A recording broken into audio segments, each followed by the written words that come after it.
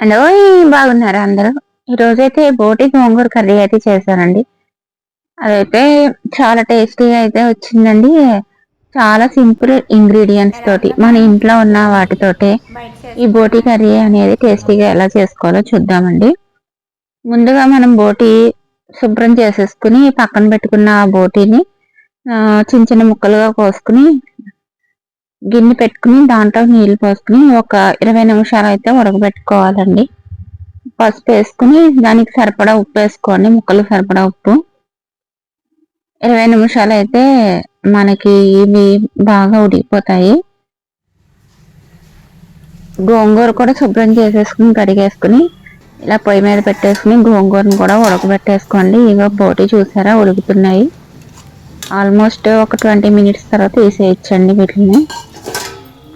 గోంగూర కూడా ఉడికిపోయిందండి. దీన్ని చల్లార పెట్టుకున్న తర్వాత రుబ్బుకోవడం గానీ, లేదంటే మిక్సీ పట్టుకోవడం గానీ చేద్దాము. మెత్తగా చేసుకోవాలి పేస్ట్ లాగా. బోటీ అయితే తీసేద్దామండి. 20 నిమిషాలు అయిపోయింది. వేరే దాంట్లోకైతే తీసేద్దామండి. మీకు బోటీ 20 నిమిషాల్లో ఉడికిపోతుందండి. ఏమీ ఇబ్బంది ఉండదు. ఇలాగ అంటే అది విడిపోతదనమాట ముక్క.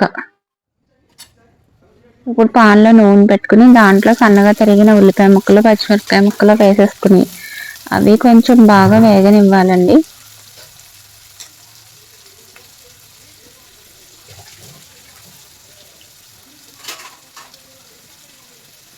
గోంగూర బోటీ కూర ఎంతమందికి ఇష్టం కామెంట్ చేయండి. గోంగూర కాంబినేషన్‌లో బోటీ కూర అయితే సూపర్ ఉంటుంది. కాస్త పసుపు అయితే వేసుకుందామండి. కూరకు సరిపడా ఉప్పు వేసుకుందాం. ఉప్పు, కారం అనేది దీంట్లో ఎక్కువే పడుతుందండి. ఎందుకంటే గోంగూర పుల్లగా ఉంటుంది. నెక్స్ట్ ఇంకొకటి బోటీ కూడా ఆల్రెడీ మనం ఉప్పు వేసినా అది సరిపోదండి. మళ్ళీ కూరలో కూడా వేసుకోవాలి. నేను 2 స్పూన్లు అయితే వేసాను దీంట్లో. ఎందుకంటే కొంచెం పులుపుకి కారం, ఉప్పు అనేది ఎక్కువ పడుతుంది. ఉల్లిపాయలు కొంచెం మగ్గిన తర్వాత ఈ బోటీ ముక్కలను కూడా వేసేసుకుని గరం మసాలా ఒక చెంచా అండి. నెక్స్ట్ జీలకర్ర పౌడర్ కూడా ఒక చెంచా వేసుకున్నాను నేను. ఇవన్నీ మిక్స్ చేసుకుందాం. ఇవన్నీ మిక్స్ చేసుకున్న తర్వాత అల్లం వెల్లుల్లిపాయ పేస్ట్ కూడా వేసుకుని అది కూడా మిక్స్ చేసుకుందాం.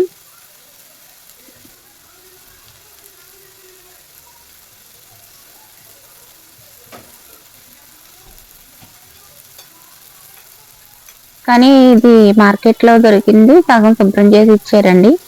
మిగిలిన సగం మేము చేసుకున్నాం. చాలా టైం అయితే పట్టింది బోటీ శుభ్రం చేయడానికి. కానీ మేకకు సంబంధించినవి ఏదైనా సరే హెల్త్‌కి మంచివి అంటారు కాబట్టి ఆరోగ్యాన్ని ఇచ్చేవి కష్టపడి చేసుకుని తినాలి. బయట దొరికే బోటీ కర్రీస్ తినకండి. ఎక్కువగా శుభ్రం చేయరనుకుంటున్నాను నేను. మన ఇంట్లోకి చాలా టైం పట్టింది చేసుకోవడానికి. పెద్ద పెద్ద హోటల్స్‌లో అయితే మరి ఎలా చేస్తారో ఏంటో నాకైతే తెలియదు. కొంచెం కష్టమే బయట దొరికేవైతే.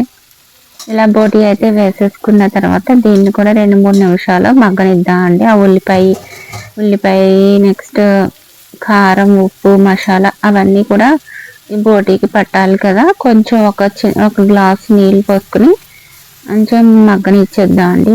మీడియం మంట మీద పెట్టేసుకొని మూత పెట్టేసుకుందాం. ఈ లోపల మనం గోంగూరని అయితే మెత్తగా పేస్ట్ చేసుకుని వచ్చేద్దాం. ఇది మగ్గుతూ ఉంటుంది. ఇలా స్టెప్ బై స్టెప్ చేసుకుంటూ వెళ్తే మనకు వంట అనేది తొందరగా అయిపోతుందండి. కొంచెం వాటర్ పోసాను కదా, కొంచెం కలిపేసుకుని ఉప్పు, కారం వీటికి మసాలా అన్నీ పట్టేలాగా ఉంచేద్దాము. మీడియం మంట మీద ఉంచేసి మూత పెట్టేసుకుని ఒక 3 నిమిషాలు ఉడికించాలండి. ఇది గోంగూర వేయకుండా.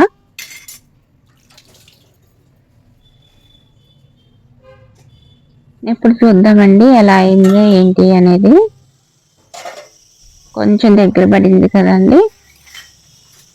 ఇప్పుడు మనం పేస్ట్ చేసి పెట్టుకున్న గోంగూర అయితే వేసేసుకుందాం అండి. పుల్ల గోంగూర తీసుకున్నాను ఇక్కడ. మాకు పెద్ద పెద్ద కట్టలే దొరుకుతాయండి ఈస్ట్ వెస్ట్ గోదావరిలోని. చిన్నవి ఉండవు. నేను కాబట్టి పెద్ద కట్ట కాబట్టి ఒక కట్ట తీసుకుంటే మాకు ఇంత పేస్ట్ అయితే వచ్చిందండి.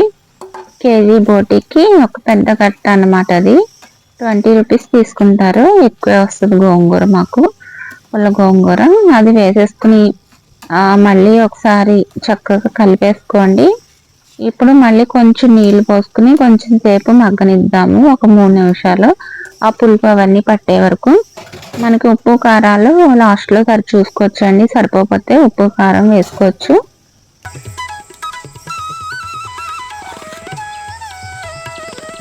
దాంతో కలిపేసుకున్న తర్వాత మళ్ళీ మూత పెట్టేద్దాం 3 నిమిషాలు.